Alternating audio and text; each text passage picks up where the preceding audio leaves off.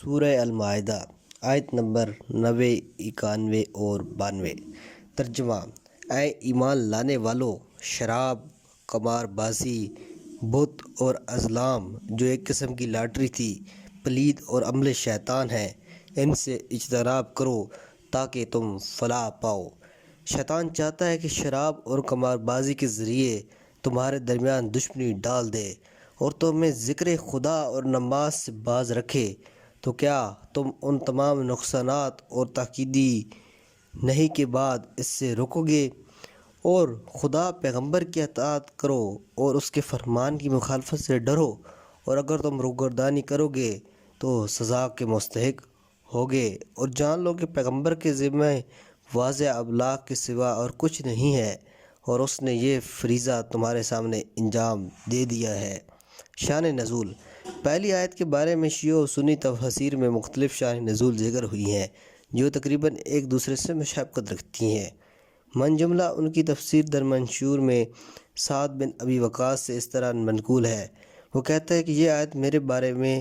نازل ہوئی۔ انصار میں سے ایک شخص نے کھانا تیار کیا ہوا تھا اور اس نے ہمیں دعوت دی، اور چند افراد نے اس کی مجلس مہمانی میں شرکت کی، اور کھانا کھانے کے علاوہ انہوں نے شراب بھی پی، اور یہ اسلام میں شراب کی حرمت سے پہلے کا واقعہ ہے۔ اور جب ان کے دماغ شراب سے گرم ہوئے تو انہوں نے اپنے افتخارات بیان کرنا شروع کر دیے۔ آہستہ آہستہ معاملہ بڑھتا گیا اور نوبت یہاں تک پہنچی کہ ان میں سے ایک نے اونٹ کی ہڈی اٹھا کر میرے ناک پر مار دی اور چیر دیا۔ میں پیغمبر کی خدمت میں حاضر ہوا اور یہ ماجرا عرض کیا تو اس موقع پر یہ آیت نازل ہوئی۔ مسند احمد، سنن ابی داؤد، نسائی اور ترمذی سے اس طرح منقول ہے۔ حضرت عمر جو تفسیر فی الظلال جلد سوم صفحہ 33 کے مطابق شراب کے بڑے عیسیٰ تھے اور دعا کرتے تھے اور کہتے تھے، خدایا کوئی واضح بیان شراب کے بارے میں ہم پر نازل فرما۔ جب سورہ بقرہ کی آیت 219 نازل ہوئی تو پیغمبر نے ان کے سامنے اس آیت کی تلاوت فرمائی، لیکن پھر بھی یہی دعا کرتے رہے اور کہتے رہے کہ خدایا اس بارے میں کوئی واضح تر بیان ہم پر نازل فرما، یہاں تک کہ سورہ نساء کی آیت نمبر 43 نازل ہوئی جو یہ ہے۔ پیغمبر نے بھی ان کے سامنے پڑھی، انہوں نے بھی پھر بھی اپنی اسی دعا کو جاری رکھا، یہاں تک کہ سورہ مائدہ کی زیر باعث آیت جس میں اس موضوع پر ایک غیر معمولی صراحت موجود تھی نازل ہوئی۔ جب پیغمبر نے یہ آیت حضرت عمر کے سامنے پڑھی تو انہوں نے کہا، ہم اب شراب پینے سے رک گئے، اب ہم شراب خوری سے رک گئے۔ تفسیر: شراب کے بارے میں قطعی اور تدریجی مراحل۔ جیسے کہ ہم نے اس تفسیر کی جلد دوم میں سورہ نساء کی آیت نمبر 43 کے ذیل میں اشارہ کیا ہے کہ ظہور اسلام سے پہلے زمانہ جاہلیت میں شراب خوری اور مے نوشی کا بہت زیادہ رواج تھا، اور یہ ایک عمومی وبا کی صورت اختیار کر گئی تھی، یہاں تک کہ بعض مورخین کہتے ہیں کہ زمانہ جاہلیت کے عربوں کے عشق کا خلاصہ 3 چیزیں تھیں: شیر و شراب اور جنگ۔ روایات سے یہ معلوم ہوتا ہے کہ شراب کے حرام ہونے کے بعد تک بھی بعض مسلمان اس کی ممانعت کا مسئلہ حد سے زیادہ سخت اور مشکل تھا، یہاں تک کہ وہ یہ کہتے تھے کہ شراب کے حرام ہونے سے زیادہ اور کوئی حکم ہم پر سخت تر نہیں ہے۔ یہ بات واضح ہے کہ اگر اسلام چاہتا ہے کہ اس عظیم عمومی وبا کے خلاف نفسیات اور معاشرے کی اجتماعی اصول کو مد نظر رکھے بغیر برسر پیکار ہو جائے تو کامیابی ممکن نہ تھی، لہٰذا اس نے مے نوشی کی بے یقینی کے لیے تدریجی طریقہ اختیار کیا۔ پہلے ان کے اذکار و افکار کو آمادہ کیا گیا، پھر حرمت کا حکم نافذ کیا گیا، کیونکہ مے نوشی کی عادت ان کی ایک فطرت ثانیہ بن چکی تھی۔ پہلے مکی صورتوں میں بعض آیات میں اس کام کی برائی کی طرف کچھ اشارے کیے گئے، جیسا کہ سورہ نحل کی آیت نمبر 67 میں ہے، تم انگور اور کھجور کے درخت کے پھلوں سے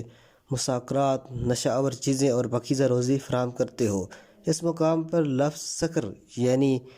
سکر اور اس شراب کو جو وہ انگور اور خرمے سے حاصل کرتے ہیں رزق حسن کے مد مقابل بیان کیا گیا ہے، اور اسے ایک ناپاک اور آلودہ مشروب شمار کیا گیا ہے، لیکن شراب خوری کی بری عادات نے ان سے کہیں زیادہ جڑیں پکڑی ہوئی تھی کہ ان کی ان اشاروں سے بے یقینی ہو جائے۔ اس کے علاوہ شراب ان کی اقتصادی درآمدات کے ایک حصے کی ضامن بھی تھی، لہذا جب مسلمان مدینہ میں منتقل ہو گئے اور پہلی اسلامی حکومت کی تشکیل ہوئی تو شراب خوری کی ممانعت کے بارے میں دوسرا حکم قطعی تر صورت میں نازل ہوا تاکہ افکار کو شراب کی حرمت کے انتہائی حکم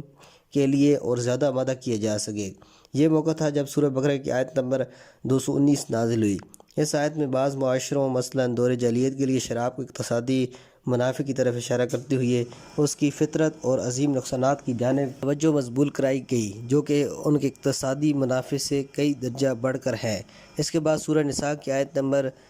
43 ہے۔ اس میں مسلمانوں کو سراس سے حکم دیا گیا ہے کہ وہ مستی کی حالت میں ہرگز نماز نہ پڑھیں جب تک یہ نہ جانیں کہ وہ اپنے خدا سے کیا باتیں کر رہے ہیں۔ البتہ اس آیت کا مفہوم یہ نہیں تھا کہ نماز کی حالت کے علاوہ شراب پینا جائز ہے، بلکہ مقصد وہی تدریجی طور پر اس کی حرمت کا حکم نافذ کرنا تھا۔ دوسرے لفظوں میں یہ آیت نماز کی حالت کے علاوہ دوسری حالتوں کے سلسلے میں خاموش ہے اور سراس سے کچھ نہیں کہتی۔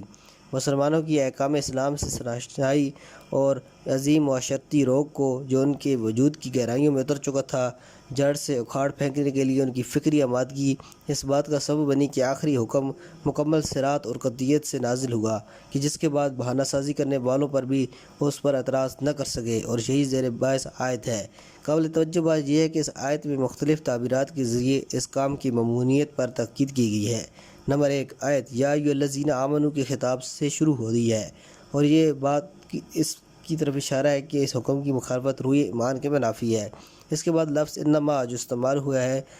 حصر و تاکید کے لیے ہے۔ نمبر 3 شراب اور قماربازی کو انصاب وہ بت کہ جن کی کوئی مخصوص شکل و صورت نہیں تھی، صرف پتھر کے ٹکڑے سے بنے ہوئے تھے، کے ساتھ ساتھ ذکر کرتے ہوئے اس امر کی نشاندہی کی گئی ہے کہ شراب اور قماربازی کا خطرہ اس قدر زیادہ ہے کہ وہ بت پرستی کا ہم پلہ قرار پایا ہے۔ اسی بنا پر پیغمبر اکرم سے ایک روایت ہے، شراب خود بت پرست کی مانند ہے۔ نمبر 4 شراب، قماربازی اور اس طرح بت پرستی اور ازلام جو ایک قسم کی لاٹری ہے، یہ سب رجس و پلیدگی کے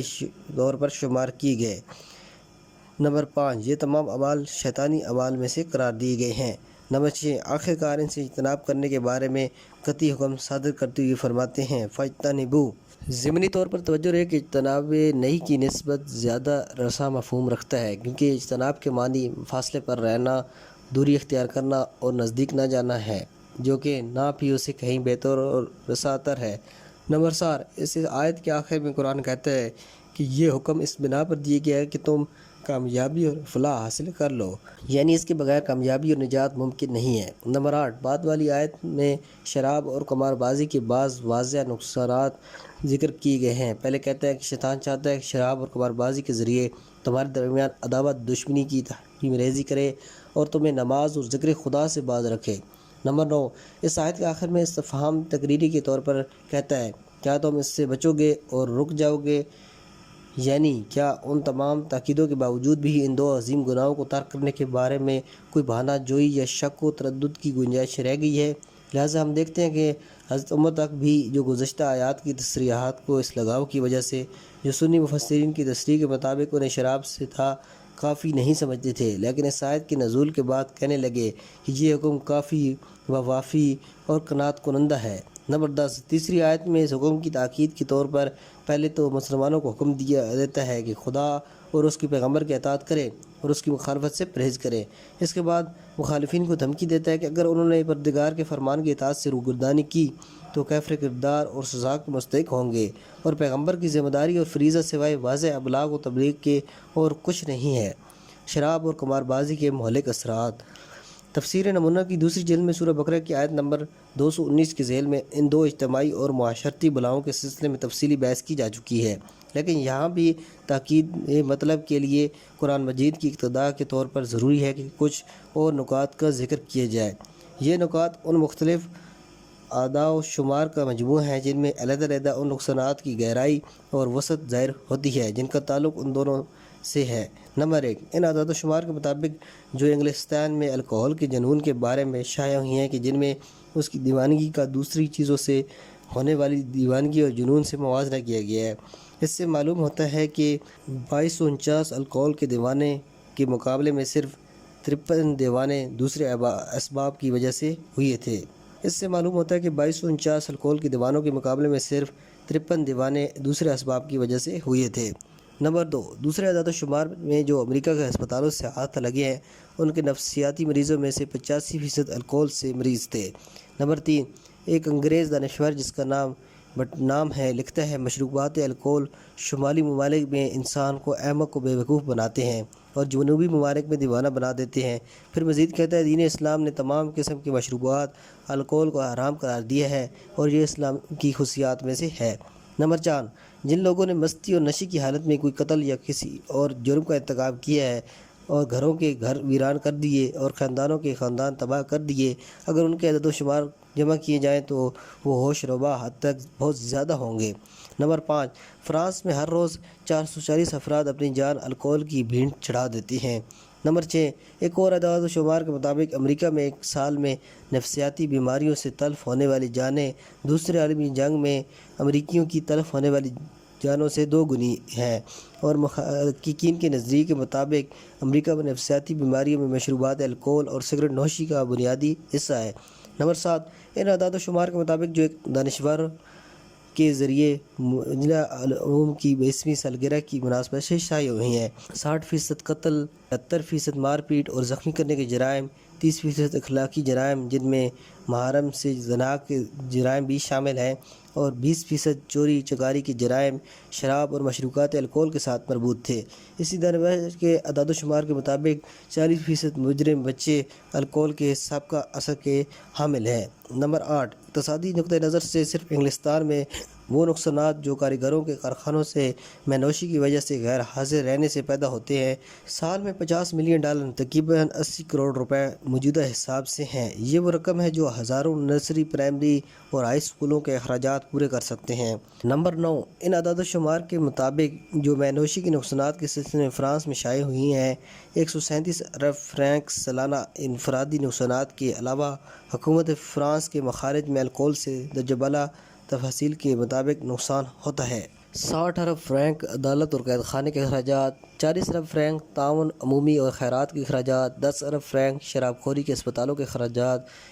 70 ارب فرینک معاشرے کے امن و امان کو برقرار رکھنے کے لیے اخراجات۔ تو اس طرح واضح ہو جاتا ہے کہ نفسیاتی بیماریوں، ہسپتالوں، قتلوں، خونی فسادات، چوریوں، زیادتیوں اور حادثوں کی تعداد میاخانوں کی تعداد کے ساتھ براہ راست منسلک ہے۔ نمبر 10، امریکہ میں اعداد و شمار کے سب سے بڑے مرکز نے ثابت کر دیا ہے کہ قمار بازی کا 30% جرائم میں براہ راست حصہ ہے۔ دوسرے اعداد و شمار کے مطابق جو قمار بازی کے سلسلے میں شائع ہوئی ہیں بڑے افسوس کے ساتھ ہم دیکھتے ہیں کہ 90% جیب تراشی، 50% جنسی جرائم، 10% اخلاقی خرابیاں، 30% طلاقیں، 40% مار پیٹ اور زخمی کرنے کے واقعات اور 5% خودکشیاں قمار بازی کی وجہ سے ہی ہوتی ہیں۔ والسلام علیکم ورحمۃ اللہ۔